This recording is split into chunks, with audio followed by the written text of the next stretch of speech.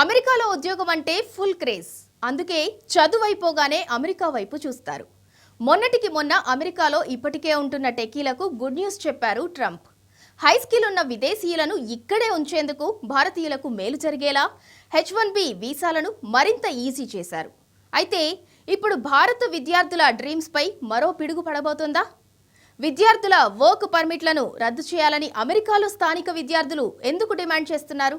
విదేశీ విద్యార్థులు ఈ వర్క్ పర్మిట్లపై ఎందుకు ఆధారపడుతున్నారు? ఇది అమెరికాలో అత్యధికంగా ఉండే భారతీయ విద్యార్థులపై ఎలాంటి ప్రభావం చూపనుంది?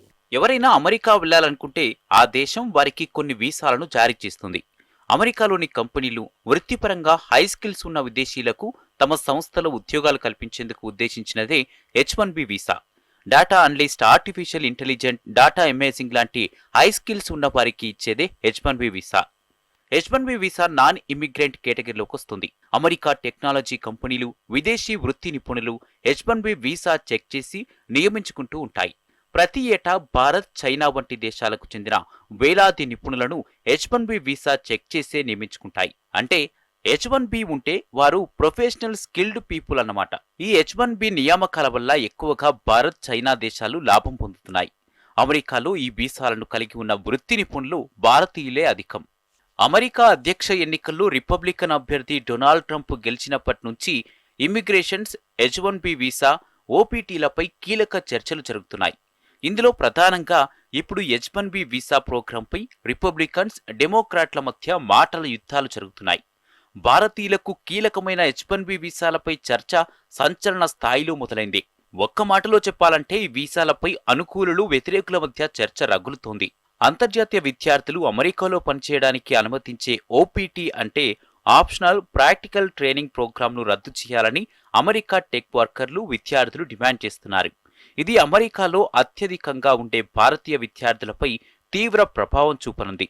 అంతర్జాతీయ విద్యార్థులు ముఖ్యంగా F1 వీసాలపై ఉన్నవారు ఓపీటీ ప్రోగ్రాంను ఎంచుకుంటున్నారు.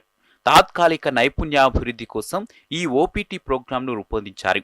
ఈ కార్యక్రమం F1 వీసాలపై ఉన్న విదేశీ విద్యార్థులు స్టెమ్ డిగ్రీ కలిగి ఉంటే 3 ఏళ్ల వరకు అమెరికాలో పనిచేసేందుకు అనుమతిస్తుంది.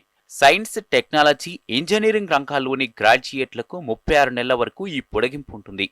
అమెరికాలో అత్యధికంగా అంతర్జాతీయ విద్యార్థులైన భారతీయ విద్యార్థులు వృత్తిపరమైన అవకాశాలు, చివరికి H1B వీసాల కోసం ఈ ఆప్షనల్ ప్రాక్టికల్ ట్రైనింగ్ ప్రోగ్రాం పైనే ఎక్కువగా ఆధారపడుతున్నారు.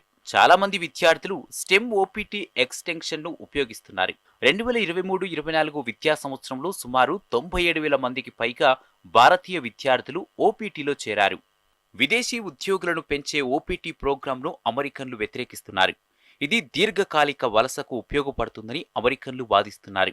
అమెరికన్ల నుంచి ఉద్యోగాలను దూరం చేయడమేనని US tech workers groups విమర్శిస్తున్నాయి.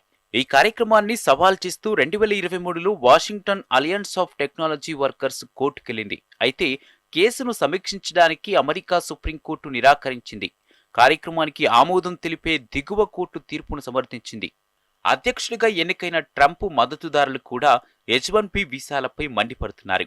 H1B visa హోల్డర్లు ప్రధానంగా భారతీయులు అమెరికన్ కార్మికుల స్థానాన్ని భర్తీ చేస్తున్నారని, అమెరికా ఉద్యోగాలకు ముప్పుగా మారుతున్నారని వారు వాదిస్తున్నారు.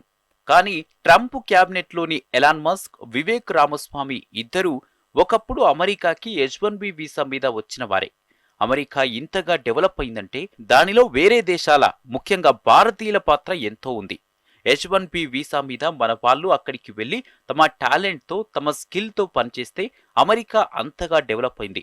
అయితే అమెరికా, భారత్ లాంటి దేశాల నుంచి ఇంజనీర్లు, నిపుణులపై ఎక్కువగా ఆధారపడుతుందని, వారు ఎక్కడ ఉన్నా టాప్ టాలెంట్లను అమెరికా రిక్రూట్ చేసుకోవాల్సిందేనని ఇండియా ఫస్ట్ అనే ఎజెండాను కూడా తీసుకొచ్చారు మస్క్, వివేక్ రామస్వామి. ఈ ఓపీటీ ప్రోగ్రాంలను వారు సమర్థిస్తున్నారు. ఈ నేపథ్యంలో ఓపీటీ ప్రోగ్రాం భవిష్యత్తు ఏమిటనేది ప్రస్తుతానికి ప్రశ్నార్థకమే.